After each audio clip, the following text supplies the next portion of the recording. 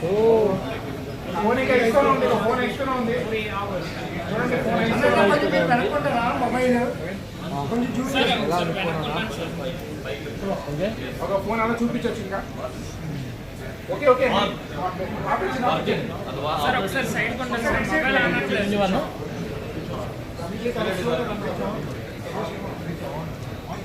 So complete ice లోని 18 hours పాటు నేను ప్రే చేసామండి వితౌట్ ఎనీ లాగింగ్ ఎక్కడా కూడా.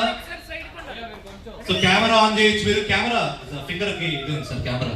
ఓకే మీరు కెమెరా ఆన్ చేయొచ్చు. See the clarity.